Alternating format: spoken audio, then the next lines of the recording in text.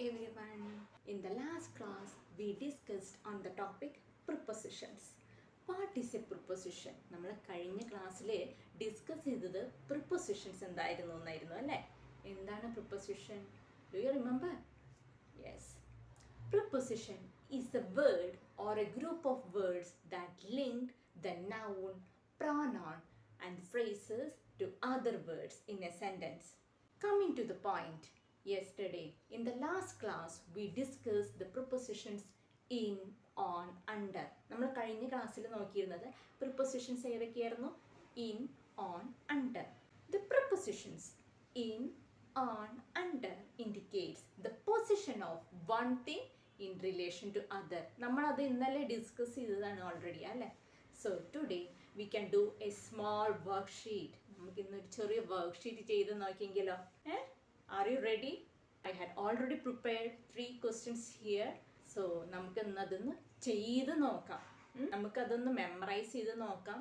നമുക്കത് എങ്ങനെ അത് മനസ്സിലാക്കാം എന്ന് നോക്കാം. So are you ready? Yes. Going to the 3 questions. Prepositions in, on, under. The flower vase is dash the box. The flower vase is dash the box. ബോക്സിൻ്റെ എവിടെയാണ് ഈ ഫ്ലവർ വേസ്?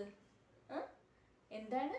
മുകളിൽ എന്ന് വരാനായിട്ട് which preposition we want to use? നമ്മൾ മുകളിൽ എന്ന് പറയാനായിട്ട് ഏത് പ്രിപ്പോസിഷൻ യൂസ് ചെയ്യുക അവിടെ?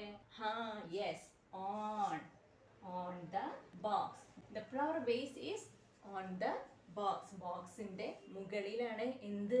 Flower vase. Coming to the second question. The ball. The ball is dash the glass. The ball is dash the glass. Glassന്റെ എവിടെയാണ് ബോൾ?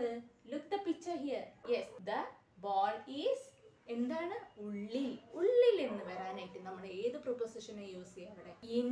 ശരിയാണ്, വെരി ഗുഡ്. നമ്മൾ ഇൻ എന്നുള്ള പ്രിപ്പോസിഷൻ ആണ് അവിടെ യൂസ് ചെയ്യുക. Coming to the third question. The box. The box is dash the table. The box is dash the table. ഈ box ടേബിളിന്റെ എവിടെയാണ്? Look the picture. പിക്ചർ നോക്കിയിട്ട് പറയൂ. The box is dash the table. Box എവിടെയാണ്? ടേബിളിന്റെ മുകളിലാണോ ഇരിക്കുന്നത്? അല്ല അല്ലേ? ഉള്ളിലാണോ? അല്ല. പിന്നെ എന്താണ്? അടിയിലാണ് അല്ലേ? അടിയിൽ നിന്ന് വരാനായിട്ട് നമ്മൾ ഏത് പ്രിപ്പോസിഷൻ യൂസ് ചെയ്യാം? Which preposition we want to use the? Yes, under. Do you understand the 3 sentences? നിങ്ങൾക്ക് ഈ 3 sentences മനസ്സിലായോ? Just go through it once again. നമുക്ക് നോക്കാം ഇത് ശരിയാണോ എന്ന് അല്ലേ? ആദ്യത്തെ നോക്കി. The flower vase is dash the box. ഈ flower vase എവിടെ ഇരിക്കണേ? നോക്കിയേ, ഈ flower vase എവിടെ ഇരിക്കണേ? ബോക്സിന്റെ മുകളിൽ. അപ്പൊ നമ്മൾ എന്താ യൂസ് ചെയ്യുക അവിടെ? The flower vase is on the box.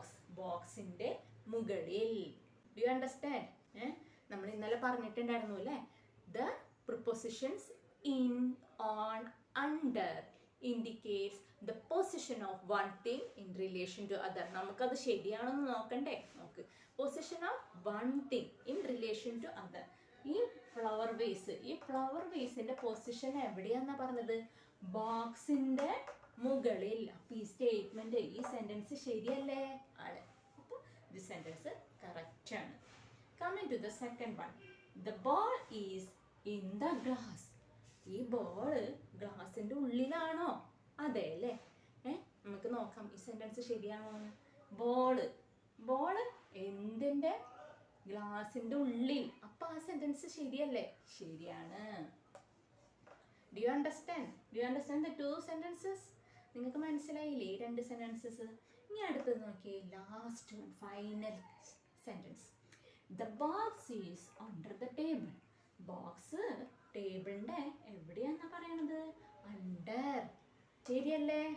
അപ്പൊ ഈ സെന്റൻസ് ശരിയാണ്. So I hope you understand the 3 sentences. നിങ്ങൾക്ക് ഈ 3 sentences മനസ്സിലായെന്ന് ഞാൻ കരുതുകയാണ്. നിങ്ങൾക്ക് മനസ്സിലായില്ലേ? മനസ്സിലായി അല്ലേ? So we can discuss the rest of the prepositions in the next class.